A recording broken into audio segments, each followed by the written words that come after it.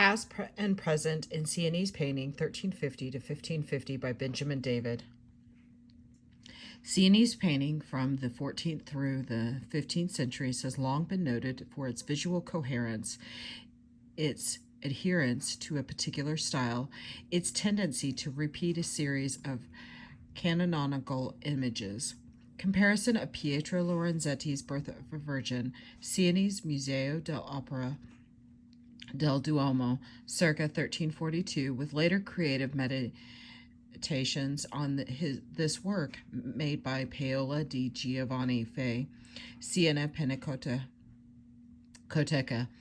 in the 1380s, and by the master of Orsavanzo, Museo de Arte Sacra Asiana, in the mid-1430s, demonstrates, as could many other examples, that Sienese was not a visual culture of rejection, figures 1 through 3. The later paintings emulate Pietro's tripartite division of space, his illusionistic vaulting, and his tiled floor that pulls the viewer through the picture plane deep into the fictive space. Pietro Lorenzetti's emphasis on the domestic aspects of the scene, which he sets in an interior with openings into other complex spaces, clearly a point of departure of Paola di Giovanni Fei and master of the Orsavanzo. Neither of their altarpiece, however, is a slavish copy of Pietro's famous work created for the Saint Savinus altar of Siena Cathedral. Paola di Giovanni Fei reverses the orientation of the major protagonist from the left of the composition to the right and gives more emphasis to the child. Our eyes find Joachim and continue above his head to see windows that open to a garden with flowers. The sense of interaction between the figures is enhanced with details such as the exchange between the handmaidens entering the scene from the left. Paola di Giovanni Fei's innovations with his composition influenced later artists in the 16th century. For example, Buffoni borrowed from Paola di Giovanni Fei the gesture of the newborn child sucking its fingers, held by the woman testing the water temperature in the basin for his birth of the Virgin, circa 1530, Siena Pinacoteca. In the 1430s, the Orsavanza master displaces Anna, the monumental center of Pietro's composition, reserving the central focus for a sequential narrative that begins in the deep background. Now it is various activities of the handmaidens that pull our eyes into a more complex pictorial space filled with a great variety. The Orsavanza master has substituted delicate and ornate figures for the monumental ones by Pietro, which recalled relief sculpture by Nicola Pisano and the volumetric bodies in Giotto's paintings. Both Piero and Giovanni Fei and the Orsavanza master are invoking Pietro Lorenzetti while simultaneously doing something new and different rather than rejecting. They are negotiating with their model, using it to enable new formulations. In this essay, I want to examine a period of model of art historical discourse that has had a determining effect on the way we understand Sienese painting of the 14th and 15th centuries and its relation to its past. According to this model, a golden age from about 1280 to 1348, the age of Duccio, Ambrogio, and Pietro Lorenzetti, and Simone Martini produced a series of retrospective responses through the 15th century. The definition of the succeeding period we owe especially to Millard Meiss's painting in Florence and Siena after the Black Death. Meiss located an epistemic shift in Sienese art after the plague of 1348, which caused the painters to reject the pictorial values of their great predecessors. and to regress to the Gigento models. Rejecting the spatial innovations of Duccio, the Lorenzetti and Simone post-plague painters in Siena abandoned the focus on narrative to concentrate on the ritualistic, the hierarchical, and the supernatural, and deployed with a terrible intensity, conflicting by contradictory means to achieve ends determined by transcendental values. Mies believed that post-plague painting expressed conservative aesthetic values that he found appropriate to a culture gripped by an anxious religiosity. For example, in The Past of Judas by Barna di Siena, San Gimignano Collegiata, which Mies believed was painted between 1350 through 1355. He saw elements of conflict and strain and a nest of dissimilar forms. Figure 4. In Mies's view, Barna had modified Duccio's image of the same subject from the Maestà of 1308 through 1311 in order to make it more severe, spiritual, iconic, and abstract, more like Gigento paintings that had preceded those golden age. Here is the painting.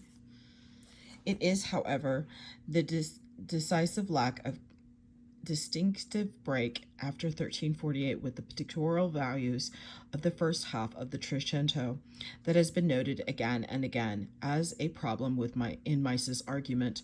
Barna's Pact of Judas, now generally accepted to be a work of the 1330s below the Black Death, painted close to the time of Ambrogio Lorenzetti's revolutionary frescoes of 1338 in the Sala del Pace in the Palazzo Pubblico. The Pact of Judas cannot be used to demonstrate an absolute moment, as Mies wished to in defining post-plague, unquote, style, but it certainly provides a good example of the difficulty of defining period style, unquote. In fact, a range of styles coexisted in Siena both before and after the plague. The artists of the Sienese Golden Age cannot themselves be reduced to simple harbingers of a new naturalism. Cole observed that a creative archaism can be found in Vecchio Labate Madonna, Ambrogio Lorenzetti's first dated altarpiece of 1319. He demonstrated that Ambrogio is capable of mixing styles of a highly conscious selectively among past styles. Magini's has pointed that to the important Trecento works that are not described as naturalistic. He observed, for instance, that Ambrogio's frescoed Maestà for Saint Agostino from the 1330s, with its anti-rational space, foreshadows the interest in the supernatural that Mies found so distinctive in post-plague painting. Figure 6. Ambrogio's naturalistic mode, exemplified by the frescoes in the Sala del Pace in the Palazzo Pubblico in Siena, coexists with the anti-naturalistic elements of Sant' Agostino Maestà and the depiction of a world characterized by amazing spatial inconsistencies and strange puzzles. In the visually discordant Massa Marittima Maestà, circa 1335, at the opposite pole from Mies, some historians have labeled Sienese painters after 1348 as a retrogressive, precisely because they don't reject the Golden Age and instead continue to replicate its images and recycle its compositions. Sienese painting of the late Trecento throughout the 15th century has suffered in the estimation of scholars precisely because, in this other view, it does not break with the past. Indeed, Maginises find a debilitating eclecticism in Sienese painting from the mid-14th century onward, deriving from elements of Duccio, Simone and his circle, and the Ambrogio Lorenzetti of the Palazzo Pubblico. Annunciation of 1344, or the Maestà Maritime Maesta, and characterized by a fascinating with a surface splendor and a concomitant carelessness in the articulation of space. In earlier literature on Quattrocento Sienese painting in particular, one encounters the words archaistic, gothicizing, backward looking, even diseased in a standard survey of this period. Quattrocenteschi Sienese Brandy designates these artists as indisciblemente retardate, negative appraisals of Sienese creativity after the Golden Age, as Kowalski points out, display a certain continuity themselves from Crow and Cassel in 1914 to more recent scholarships such as the Giovanni Privatelli. The notion that Sienese painting of the 15th century does not seem to carry the torch forward continues Magani's important new book, The World of Early Sienese Painter. In the 15th century, Siena would produce painters of invention and great charm. Figures such as Sassetta and Giovanni di Piola and the Osservanza master. But these were artists who flowered like exotic blooms sprung up on the edges of the Renaissance painters, who cast a loving eye back to the early Trecento. They would, in fact, often produce images inspired by those of the early 14th century predecessors. They were painters who told Ghiberti that Simone had been their greatest master. The painters discussed in this volume, early Sienese painters, were by contrast among the founders of the Renaissance, and it is for that reason that I have been prompted to explore what it meant to be a painter in Siena during years so central to defining artistic ideas and practice that would have long-lasting impact on art in the West. The estimation of the Sienese Quattrocento artist as charming, even exotic, but marginal to the real story of the Italian Renaissance go back to at least the Berenson, who set up an opposition between Giotto and Sassetta. In fact, Sienese painting of the 15th century is not so much marginal to the Italian Renaissance as it is different from what we expect Italian Renaissance painting to look like. The assertion, however, that Sienese painting of the 15th century has nothing new to offer can only be made by ignoring the visual evidence. It is true that when the Osservanza master painted the Harrowing of Hell, Cambridge Frog Museum, in the late 1430s, he used Duccio's rendition of the scene from the Maestà of 1308 to 1311, Siena Musea dell'Opera del Duomo, as a model, figures 8 through 9. But I would argue that there is nothing conservative or derivative about the way that this artist transforms and modifies his canonical model. The beautiful Byzantine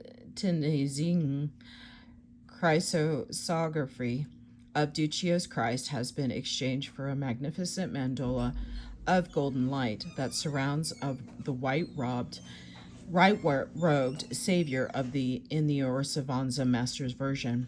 The space of limbo is fuller and more convincing.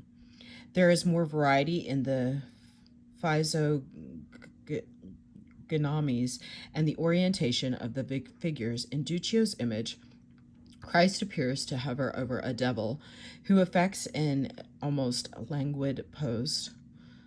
All we see in the Orsavanza master's rendition are the black feet of a devil who has been crushed by a door, which reflects the spatial displacement as Christ stands upon triumphantly.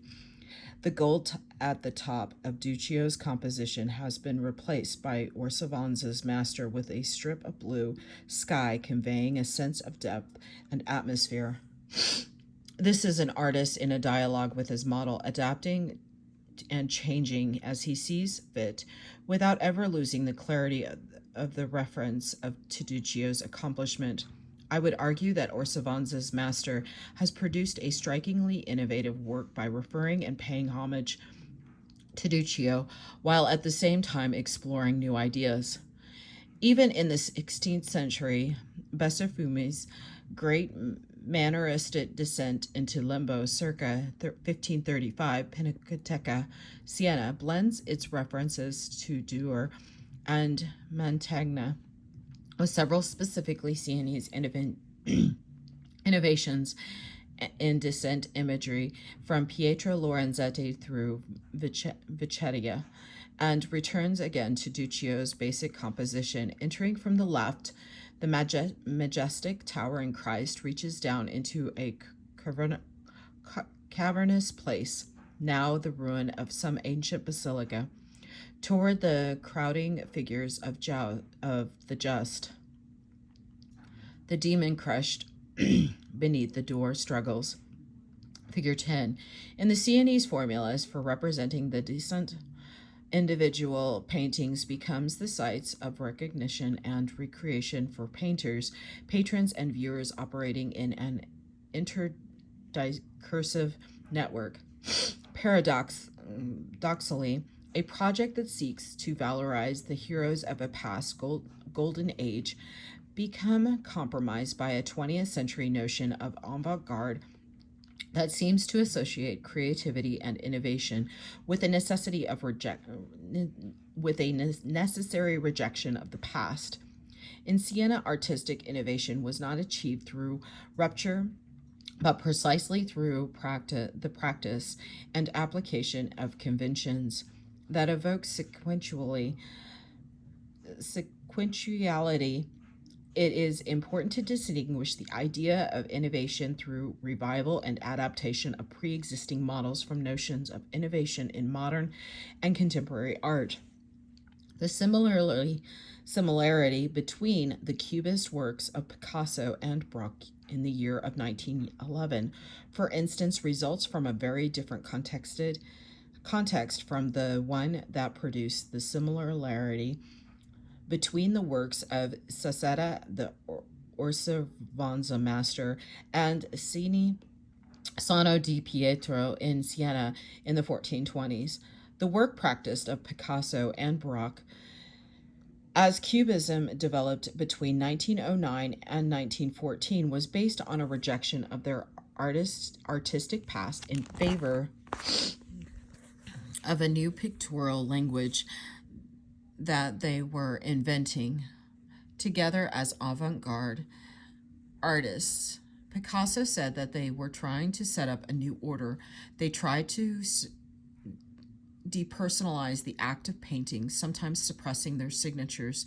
They emphasized the craft of the character of Cubist working practice. For a time, Picasso and Braque refused to express their individuality precisely as a means of rejecting existing artistic norms.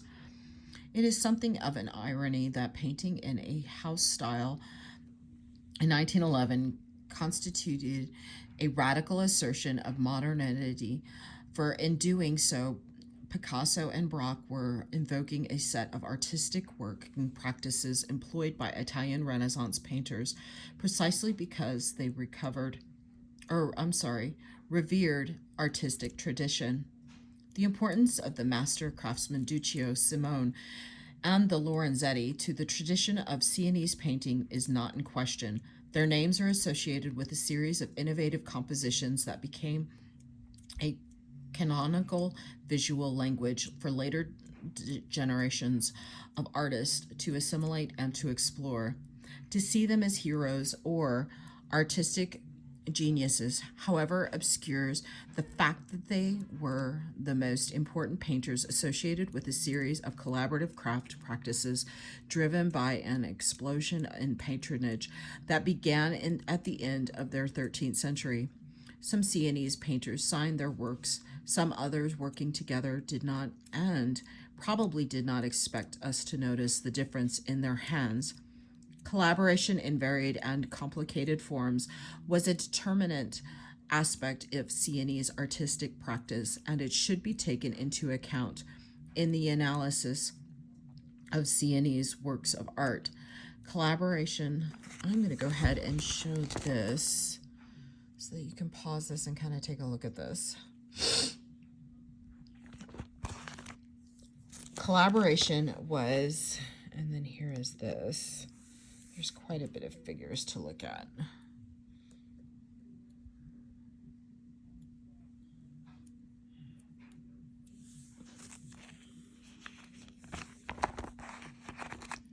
Collaboration was essential to satisfy a high demand for paintings that necessitated the use of assistants and sometimes took the form of flexible, sometimes formal working relationships among artists of equal status. Many of these working relationships are defined by the term compagnena, which describes temporary collaborations and short-term associations among artists with varying degrees of formality. Maginus has argued that as early as the third quarter of the 13th century, an association of equals may in fact have produced many of the pictures now referred to as gadesques and relegated to assistants or pupils of Guido da Siena. A comparison of three images, Florence Academia and Siena Pinacoteca, number 16 and number 6, of the Madonna and Child associated with this artist reveals the problem of the hierarchical notion of autograph versus assistance. Recently, Luciana Bellosi has attempted to give names to some of the Sienese artists previously subsumed under the rubric of the follower of Guido da Siena, who may have been involved in the kind of consortium that Maginus describes. Thus, even in traditional workshops, the nature of collaborative practice is far from clear. Although there is debate about its nature, there was obviously collaboration in the making of Duccio's Maestà. Technical examination of the healing of the blind man in the National Gallery in London, which was formerly on the rear predella, suggests that three different painters, likely including Duccio himself, worked together in this space. Besides maintaining large workshops themselves, we know that the Lorenzetti and Simone Martini collaborated with other artists.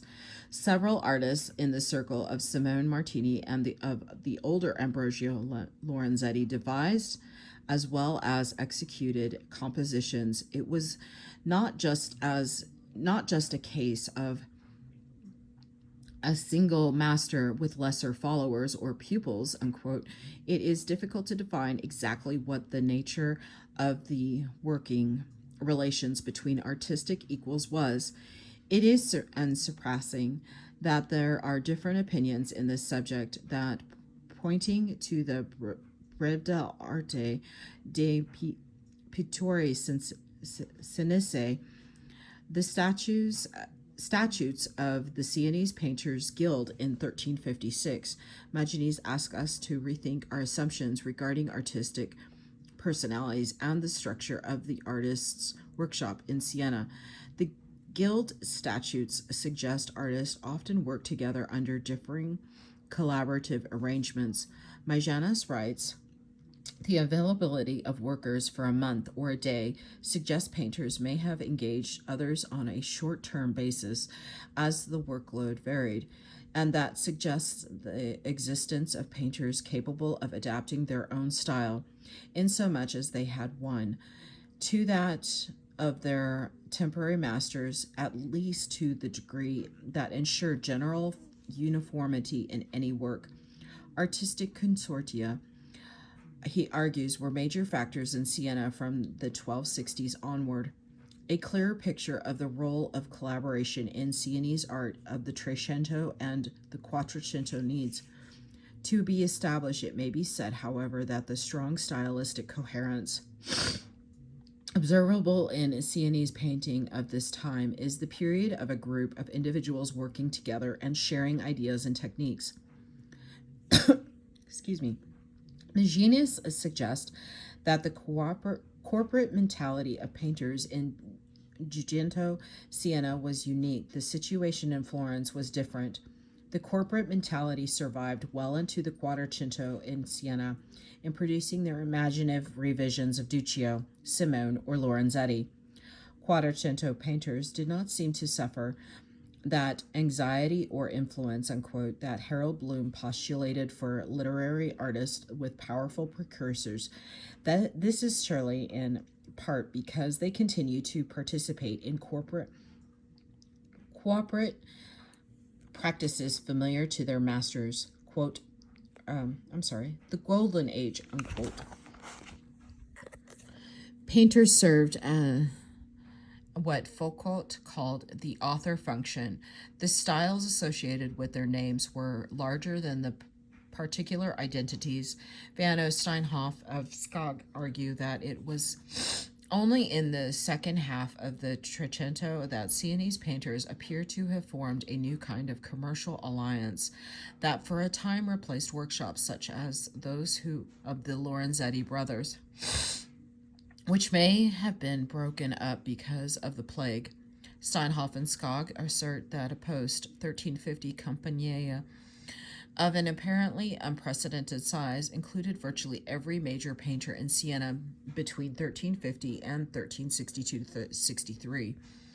The time of the second outbreak of the plague, but even during this period, important painters like Bartolomeo di Freddi, Lippo, Vanni, and a few others worked outside the Compagnia, forming their own partnerships. For example, the manuscript illuminator and painter Nicola di Ser Sozo collaborated with Bartolomeo Bulgarini, probably within the Compagnia structure, but Nicola also worked in a separate partnership with Luca di Tome, during which they produced their signed 1362 altarpiece, one of the major works of the second half of the Trecento, Siena Pinacoteca. This kind of flexible working arrangement is consistent with what we know about the working practice of Italian illuminators, and there was little distinction between the miniature painting and panel painting in Tuscany during this period. Steinhoff saw new working relationships of the post 1350 Compagnia as fostering an eclecticism so extreme as to constitute a, quote, break with a previous norms of stylistic unity. Thus, like Mies, Steinhoff sees a rupture of the level of style following the Black Death, attributing to not to spiritual crisis but to the new inter-workshop collaborations. That is, while painters training in the same workshop had produced harmonious composition, painters in this post 1350 Compagnia working collaboratively, but with a wide varying backgrounds, produced works of art, fundamental visual discordance, contesting a single pattern of development grounded in cataclysmic change, whether spiritual, as Mies believed, or socio-economic, as Kohn, Vanos, and now Steinhoff contend. Palladino asserts the strong patterns of continuity inherent in the very nature of Sienese artistic practice. These patterns of continuity are apparent both before and long after the Black Death. After 1363, it is suggested that art production was again organized by workshops headed by individual artists, such as the thriving one likely run by Lucia di Tome, for the production of altarpieces. However, collaborative arrangements in which painters shared equipment, commissions, and assistance were certainly an important aspect of 15th century working practice in Siena and existed even among major artists with their own independent workshops. The Orsavanza master headed a compagnia that at times involved Sassetta and Sano di Pietro, problems of attribution have arisen because these artists worked closely together, influenced each other, and sometimes collaborated in the same work. Many of Orsavanza's master's works were formally attributed to Saceda, with whom he seems to have worked closely in the 1420s. Similar problems created by collaborative practice and flexible working relationships have led to confusion in the attribution of paintings and casina produced for the domestic market by Francesco di Giorgio and Nereco di Landi, who worked together in a compagnia between circa 1469 through 1475. It is likely that we see them working together in the same space in the gold ground Madonna and Child with St. Jerome, St. Anthony of Padua, and Two Angels circa 1470. In the Museum of Fine Arts, Boston, the painting seems to pay homage to the Madonnas by Sano di Pietro, who may have been Francesco's teacher and in whose workshops Nerecio may have spent some time. Close visual analysis, including infrared reflectographic examination, reveals. Here's this one.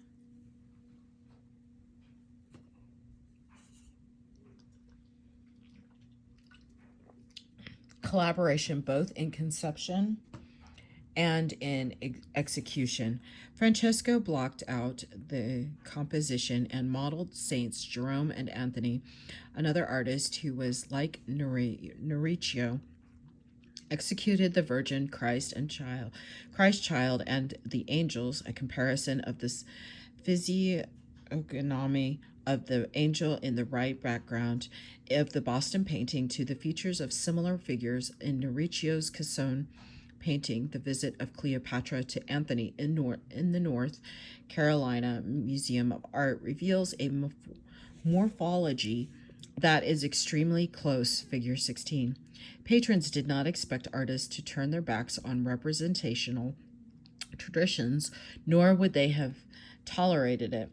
While collaborative working practices partly explain the visual coherence that we encounter in Sienese art, obviously there were other factors. The establishment of prototypes encouraged by active civic and ecclesiastical patronage under the oligarchic rule of the Novesci may account for some of it.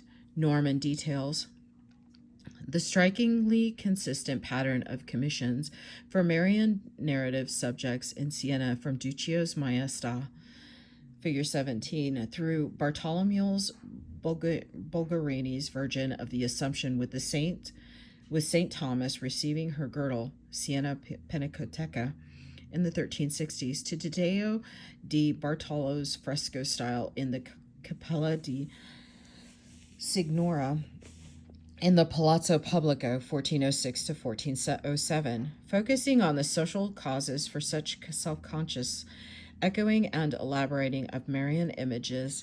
Norman locates the Sienese artistic relationship with its past and in the context of the need to cement civic identity.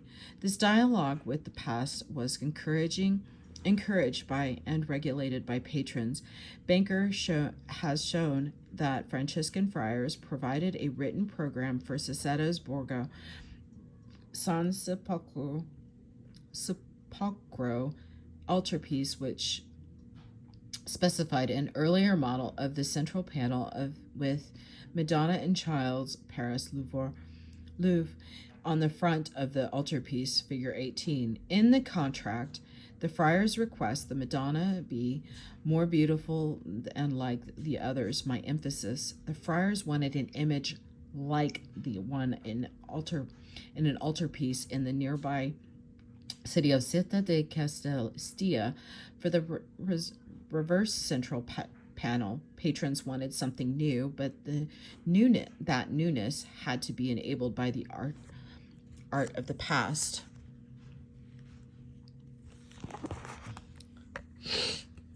And here is the Duccio Maestà. The remodeling of important church paintings provides, I would argue, a striking example of the Sienese preference for the old in the new. Guido da Siena's Madonna Siena Palazzo Pubblica circa 1275 was partially repainted around 1311 in the style of Duccio Maestà, and other Dugento altarpieces were also remodeled, figure 1917. Cole suggested the very action of repainting such panels documents nothing less than the birth of the concept of the new. The repainting is regarded by Masinas as testimony to a conviction that art moves from better to best, and that the newer is regarded as the most desirable. Hoeninger offers a different hypothesis. She argues that the faces of the Virgin and Child were scraped and painted in a Byzantine-derived tradition of refurbishing icons, and that the selective repainting constitutes not a change in taste, but rather an association of the style of Duccio's Maestà.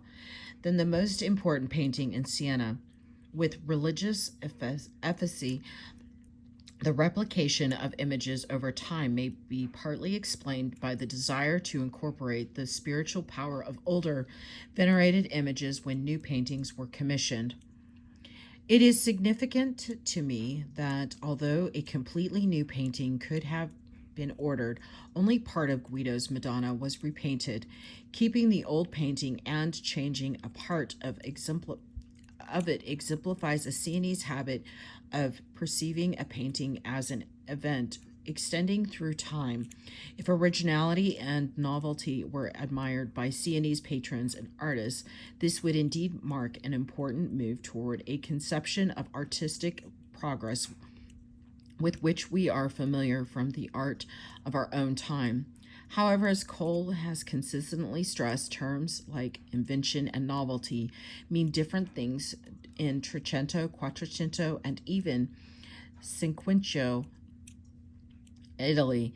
Most recently, he has demonstrated the importance of tradition and Fortitian, whose art develops not in a series of radical ruptures, but rather in incremental steps that blend one artistic generation into another. Cole observes that sometimes this development has been overlooked by art historians who mistakenly or perhaps unconsciously have used a 20th century model of artistic formation in which changes are swift and fundamental to analyze Titian's vast output of painting. A radical departure from representational convention could also invite overpainting. Ambrosio Lorenzetti's underdrawing of the Virgin of the Annunciation Monte Oratory of Saint Galgano circa 1340 to 1344, which depicts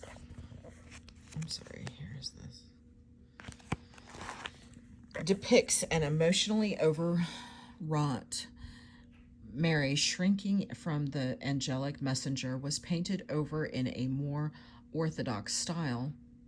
If we need to be wary of 20th century models of artistic development when considering a quintessentially high Renaissance artist such as Titian, we should be even more careful of using such models when thinking about Sienese art of the Trecento and Quattrocento.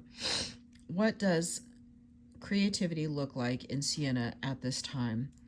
The visual evidence suggests that one of the indices by which incentiveness may have been judged in Sienese art was the degree of success with which the new harmonizes with and is enabled by the old work in a work of art. The new does not derive its value by simply replacing or destroying the old. Perhaps our desire to choose new over old has distracted us from one of the rich and complex aspects of Sienese art. It is simultaneously new and old, such an art difficult to parodize. The willingness of Sienese artists to embrace the pictorial present by setting it in conversation with the models of the past makes it impossible to define their work as essentially Gothic or Renaissance. The ability of different stylistic modes to combine and collide at the same time, same historical monument, is one of the remarkable aspects of the illuminated manuscript of the Divine Comedy. Yeats, Thomson, Miss 36, London British Library, circa 1444.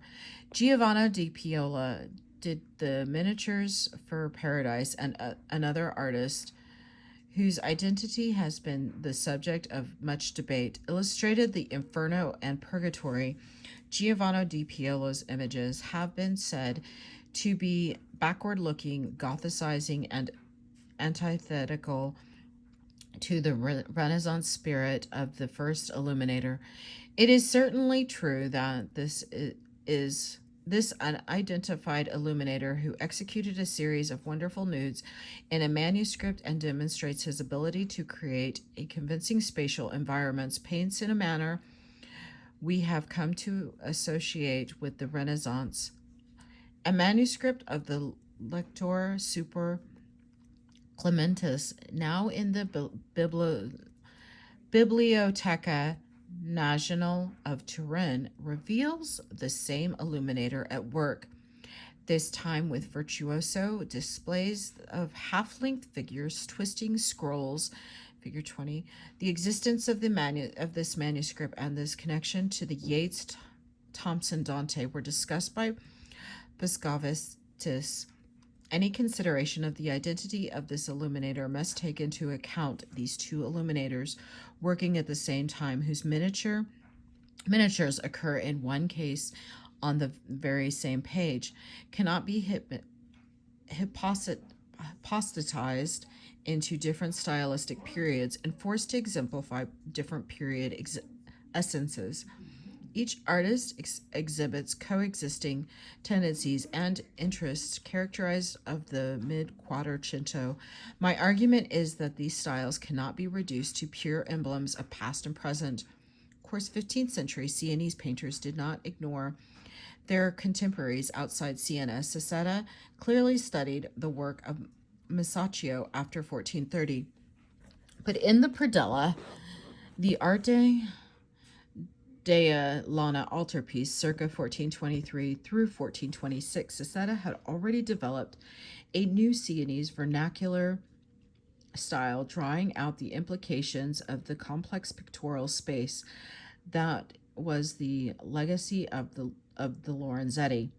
Giovanni di Piola's presentation in the temple in the late 1430s, Siena Pinacoteca, is not only a response to Ambrogio Lorenzetti's version of circa 1342, Florence Uffizi, figures 21 through 22, but also to the Gentile de Fabriano's 1423 pedella from Strozzi Altar, Paris. At the same time, Giovanni di Piola was making the images in the Yeats Thomson Dante manuscript.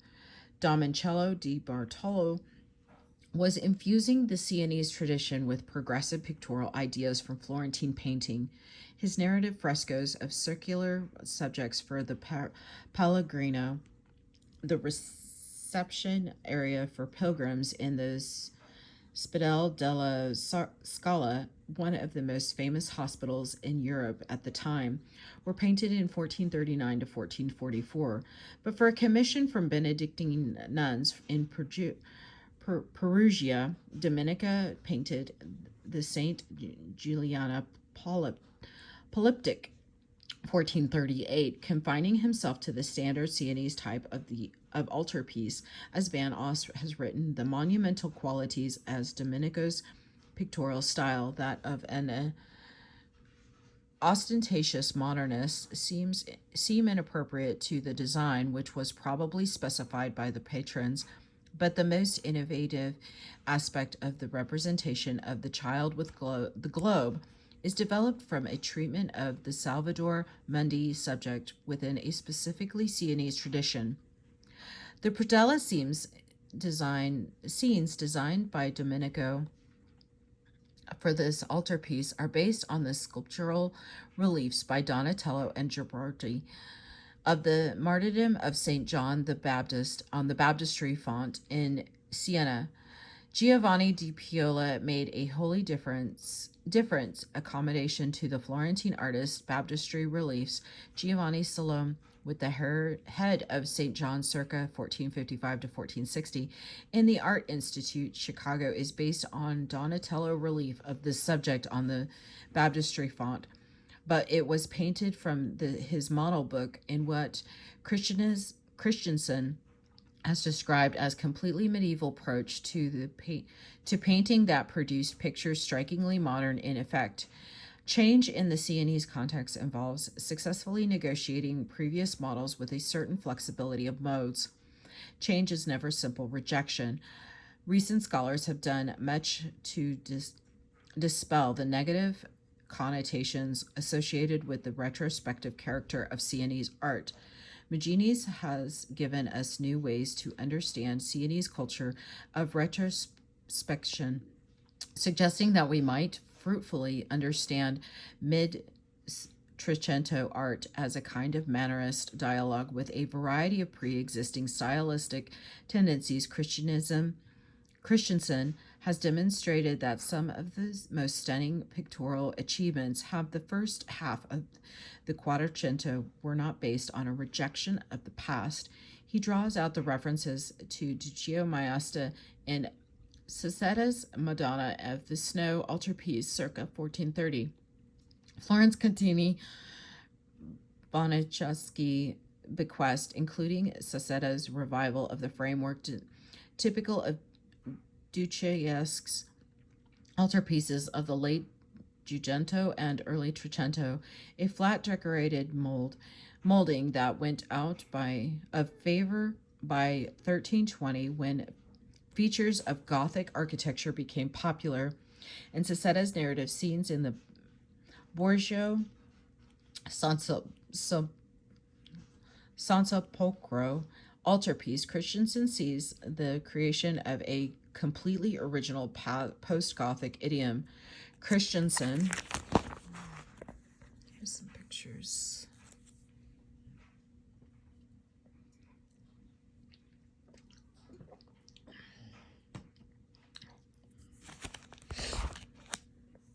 Argues that Sassetta's work resists classification as Gothic or Renaissance. It is first and foremost Sienese, taking from Florentine art from only what could be meaningful grafted onto a native tradition. In saying that Sassetta managed to be both modern and Sienese, Christensen seems to acknowledge these terms as paradoxical. Is Sassetta's brilliant visual negotiation with the pictorial precedents of the Lorenzetti, combining them with the new pictorial elements best described as modern, might also describe the early Trecento form of the Madonna of Humility, which he traced to a La Simone Martini as new and in a sense a modern. Magnius asserts that the Trecento saw the emergence of the modern conception of art, unquote. The term modern can be applied to Sienese art in such different ways that it loses much of its definitional utility. The idea of the modern carries the inescapable implication of the individual artists boldly casting off the shackles of the past. This sense of rupture, the hallmark of modernity, can be seen as a prerequisite for innovation itself. I am wary of applying the term modern to Sienese Quattrocento painting because it imposes a model of the relation of the past and present that may have little explanatory power in the Sienese context. Is Duccio more modern than Sassetta, or is it the other way around? When the idea of rejection or rupture is intended, modern seems more like a more appropriate term to read back into the past. Trachtenberg has shown that Italian architecture of the 13th and 14th centuries manifested different and coexisting tendencies not well described by the term Gothic. He suggests medieval modernism as a better way to classify what is conventionally called Gothic architecture, choosing this term precisely because Gothic architecture was intended to be new and to break with the past.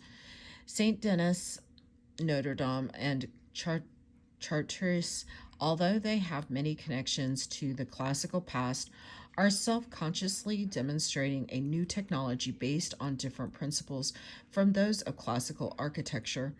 The situation in Italy was different. Trachtenberg uses the category of eclecticism, I'm so sorry, in its positive sense to describe the constellation of different stylistic modes in Italian architecture of the 13th and 14th centuries. Sienese painter, as we have seen, also exhibit the ability to combine stylistic modes. Sienese painting might also be best described as eclectic in Trachtenberg's sense. Panofsky saw the sense of separation from the past as a prerequisite for the birth of the modern and in the Italian Renaissance. Under such a view, Sienese painting has been seen to approach the modern in the Florentine manner, but not sufficiently as to achieve a true Renaissance. I would suggest that it would be more fruitful to map the various stylistic tendencies in the work of Sienese artists and to see these in dialogue without trying to set these tendencies into sequential hierarchy. What if we were to think of the history of Sienese art of the 14th and 15th centuries not as a series of rises and falls in artistic creativity, golden ages and decline, but rather as a continuous series of tendencies that coexist and collide and are added to and adapted as time goes on? Sienese art might be better understood if we were not constrained by parodizing terms such as Gothic and Renaissance or Golden Age, unquote, and post Plague. It is, I think, also necessary to examine our notion of the modern and the disappointed expectations this notion brings to the study of this art. Forsaking such terms might enable us to see more clearly the splendid diversity of modes that exist in Sienese painting if one is willing to look closely. This flexibility may also be seen in the art of the great artists of the early Trecento, who need be seen neither as a golden age nor as the merely germinative phase of what may or may not culminate in true Renaissance. What is needed is a theoretical paradigm sophisticated enough to deal with the complicated and intricate series of visual quotations and references that we find in the Sienese artistic context, and indeed in many contexts of Italian art in the 14th and 15th centuries. The focus on retrospection obscures the discursive nature of the relation of Sienese painting to its history. Sassetta and Orsavanza master actively alter the way we see Lorenzetti, just as Beccafumi alters the way we see Duccio. Giovanni di Paoli's paintings look in one direction and alter our sense of Simone. In another direction, his works alters our sense of Francesco di Giorgio and Beccafumi instead of thinking of Giovanni as insufficiently Renaissance.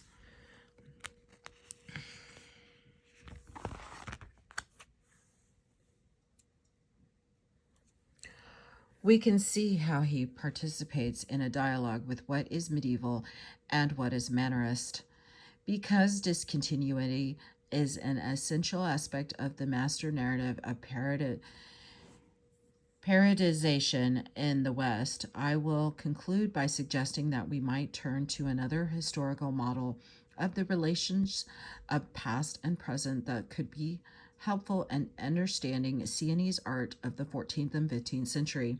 It is a model from the Chinese context and it articulates a philosophy of participatory dialogue with the past, in which positive valuation of the past is central to enable change in the present.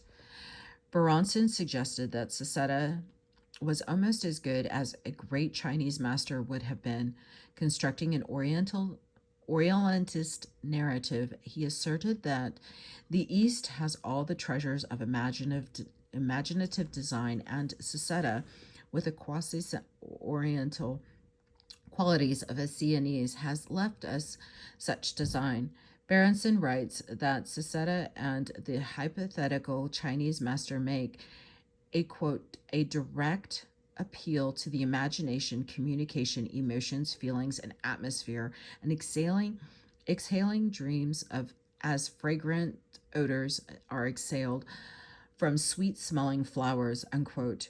Although Berenson's suggestion of a link between the Chinese and Sienese painting that exists as the formal level of the linear and the direct decorative as well the as at the spiritual and emotional level is clearly a negative construction and a patronizing one. I think he may have been correct that we can learn something about Sienese painting by turning to the Chinese context. It is at the level of philosophy and not of form, however, that I feel Chinese painting could provide one alternate tool for looking at the history of Sienese painting. My use of the word participation in this paper is intended to evoke a Chinese notion, the relationship of past and present, the concept of kuai, translated as archaic idea, and sense of past, implies productive participation with the past time through time and space. John Hayes writes, committed to changefulness as performance, yet equally committed to its own history, the Chinese tradition put much effort into delineating a concept of lineage as a sequence of transformations. Thus, in chronological participation, the past was at once more immediate and the present less insular than was normal in the West. Unquote. Hay also notes that the dynamics of opposition are operative in both the European and the Chinese tradition, but in China, choices were not opposed in the characteristically Western sense of exclusivity.